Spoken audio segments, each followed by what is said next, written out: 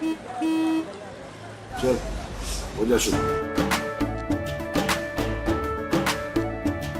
केसरिया से मन जोगी हुआ रे, दिल झूमे देखो पतवारा हुआ रे, दिल झूमे देखो पतवारा हुआ रे। हर पल मनाओ केसरी त्योहार। विमल, बोलो जुबान केसरी। भाषण में 10 साल का हिसाब कि बिहार के लिए उन्होंने क्या किया, ये कहीं नहीं था। हम लोग बड़ी उम्मीद लगा के बैठे थे कि अगले 5 साल अगर जीतते हैं तो बिहार की जनता जानना चाहती कि अगले 5 साल में क्या करें। अगर आप केंद्र सरकार में पूछे कि आपने क्या किया, कितनों को नौकरी दी, तो उनके पास कोई जवाब नहीं। सारे संस्थानों को जो है प्राइवेटाइज कर दिया गया, रेल को बेच दिया गया, सेल को बेच दिया गया, भेल को बेच दिया गया, LIC को बेच दिया गया, पोर्ट एयरपोर्ट सब कुछ जो है बेच दिया गया। तो हम लोग बता रहे हैं कि हमारा विजन क्या है, हम क्या काम करेंगे। लेकिन अब तक भाजपा के लोगों ने ये नहीं बताया कि वो बिहार के लिए क्या करेंगे। प्रधानमंत्री जी बिहार भी आए, 8-9 बार आ चुके प्रधानमंत्री जी, रात्रि विश्राम भी किया, रोड शो भी किया, जो प्रचार में जो कर सकते थे सब कुछ किया। कई बार भाषण उन्होंने दिया, हम लोगों ने सुना, लेकिन भाषण में 10 साल का हिसाब कि बिहार के लिए उन्होंने क्या किया, ये कहीं नहीं था। और हम लोग बड़ी उम्मीद लगा के बैठे थे कि अगले 5 साल अगर जीतते हैं तो बिहार की जनता जानना चाहती कि अगले 5 साल में क्या करेंगे। लेकिन कोई मुद्दे की बात प्रधानमंत्री जी ने नहीं की। पढ़ाई, दवाई, कमाई, सच्चाई, नौकरी, रोजगार, पलायन, बिहार में निवेश, किसानों का मुद्दा, ये जो है असल मुद्दे हैं। और मेरा जहां तक मानना है कि इस बार लोकल मुद्दे जो है ज्यादा हावी है। आज जनता जो है अपने चुने हुए सांसदों से पूछ रही है कि आपने मेरे लिए क्या किया, सारण के लिए क्या किया, उनके गांव, उनके पंचायत के लिए क्या किया। तो लोगों को जवाब देना मुश्किल हो रहा है। और खास तौर पे यहाँ के जो सांसद हैं, केंद्र में मंत्री भी रहे हैं, हटा भी दिया गया, कारण पता नहीं किस वजह से हटाया गया। लेकिन लोग अब हिसाब मांग रहे हैं कि आपने सारण के लिए क्या किया। 10 साल आपको मौका मिला, 10 साल में आपने सारण के नागरिकों के जीवन में क्या परिवर्तन लाया जो पहले नहीं था।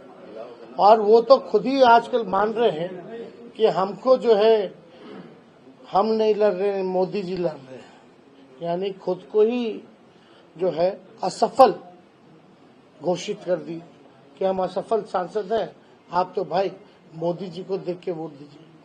अगर मोदी जी को भी देख के वोट देंगे लोग, तो उन्होंने कौन सा ऐसा बिहार के लिए स्पेशल राज्य का दर्जा दिया जो लोग वोट करेंगे। या पटना यूनिवर्सिटी की मांग रही, अब तक सेंट्रल यूनिवर्सिटी का दर्जा नहीं दिया गया। कौन सा सारण में कारखाना खोला गया, कौन सी गरीबी मिटाई गई, कौन सा, केवल 5 किलो अनाज के अलावा इनके पास बोलने के लिए कुछ नहीं है।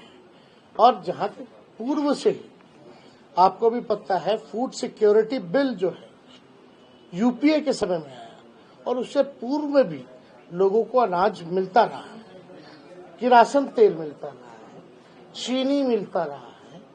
और ये कहते हैं कि 80 करोड़ लोगों को हम राशन बांट रहे हैं, तो ये गर्व की बात है, ये डिबेटेबल है। 80 करोड़ अगर गरीबों को आप राशन बांट रहे हैं, तो यानी गरीबी तो चरम सीमा पर है, ये भी साबित होता है इससे। तो इसमें लोगों का जवाब देना मुश्किल है। देखिए, हम लोगों ने 24 में 24 जन वचन लेकर के आए हैं। खास तौर पे हम लोगों ने जो कमिटमेंट किया था 20 में कि हम आएंगे तो 5-10 लाख लोगों को सरकारी नौकरी देंगे। हम आएंगे तो जितना स्वयं सहायता समूह है उनके मानदेय को बढ़ाएंगे। जो भी हम लोगों ने कहा था कि जाति आधारित गणना कराएंगे, आरक्षण की सीमा बढ़ाएंगे, हम लोगों ने 17 महीने में 5 लाख लोगों को सरकारी नौकरी दिया महागठबंधन की सरकार ने, और 3 लाख नौकरी प्रक्रियाधीन करा के आए। वो कभी भी निकाला जा सकता है, निकलने वाला है, चुनाव आ गया। या आप कह सकते हैं कि अगर चाचा जी पलटी नहीं मारते, बीजेपी के लोग हाईजैक नहीं करते, तो वो भी अब तक आ गया होता। तो हम लोगों ने आईटी पॉलिसी बनाई, टूरिज्म पॉलिसी बनाई, हम लोगों ने आप देखिएगा स्पोर्ट्स पॉलिसी बनाई, मेडल लाओ नौकरी पाओ जैसी योजनाओं की हम लोगों ने शुरुआत की। खिलाड़ियों को भी हम लोगों ने सम्मानित किया नौकरी देकर के, और नीति में है कि कोई भी अगर देश के लिए मेडल लाएगा तो डीएसपी रैंक तक जो है उसको नौकरी मिल सकती है। तो हम लोगों ने जो 17 महीने जो काम किए वो 17 साल में भी नहीं। अगर आप केंद्र सरकार में पूछे कि आपने क्या किया, कितनों को नौकरी दी, तो उनके पास कोई जवाब नहीं। सारे संस्थानों को जो है प्राइवेटाइज कर दिया गया, रेल को बेच दिया गया, सेल को बेच दिया गया, रेल को बेच दिया गया, एलआईसी को बेच दिया गया, पोर्ट एयरपोर्ट सब कुछ जो है बेच दिया गया। जहां भी नौकरियों की ज्यादा उम्मीद थी, खास तौर पे सबसे खतरनाक योजना जो है, हर एक नौजवान ये कहता है कि अग्निवीर योजना को वापस लेना चाहिए। हम लोगों ने पहले भी विरोध किया था और अभी भी हम लोगों ने 24 जनवचन में कि अग्निवीर योजना को हम लोग खत्म करेंगे। जैसे पहले बहाली होती थी उसी हिसाब का बहाली हम लोग करेंगे। 1 करोड़ नौजवानों को सरकारी नौकरी पूरे देश भर में हम लोग देंगे। अपनी गरीब परिवार की जो बहनें हैं उनको हर साल एक बार 1 लाख रुपया का सहयोग, यानी हर महीने 8,333 रुपए उन गरीब परिवार की बहनों को मिलेगा। गैस सिलेंडर जो महंगाई सिलेंडर है, लेकिन लोग हिम्मत नहीं कर पाता गरीब परिवार का लोग कि उसमें गैस भरा पाए, तो जो 1200 हो गया है उसको हम लोग 500 लाएंगे। और बिहार में सबसे महंगा बिजली दर है पूरे देश में, तो हम लोग यहाँ 200 यूनिट फ्री में लोगों को बिजली उपलब्ध कराएंगे।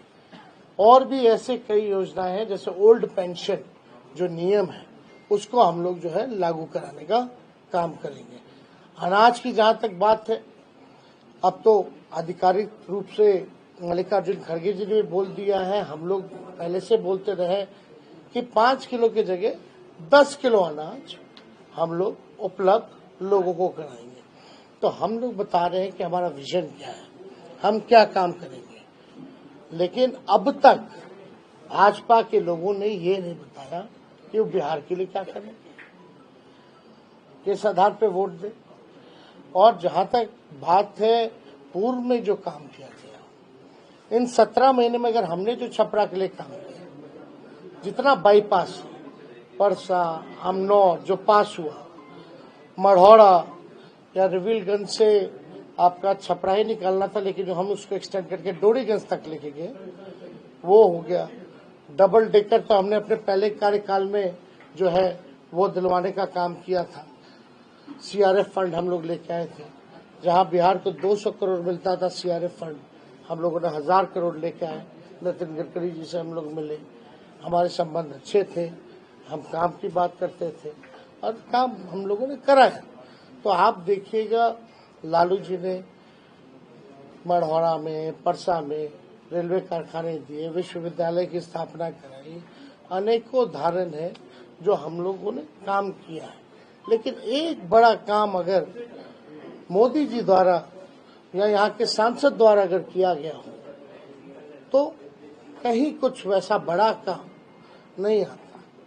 फंड के अलावा तो फंड तो सबका होता है, अब उसमें अलग बात है कितना कर सकता है कोई भी फंड में। लेकिन ये तो मंत्री भी रहे हैं, 10 साल से है, वरिष्ठ नेता रहे हैं, लगातार यहाँ चुनाव लड़ते रहे हैं। तो हमको जहाँ तक लगता है कि अब सारण की जनता को पूरा मन बना लिया कि सारण में इस बार परिवर्तन होगा। और इस बार मेरी जो बहन जो चुनाव लड़ रही है रोहिणी आचार्य, वो भारी मतों से सारण लोकसभा से चुनाव जीतेगी।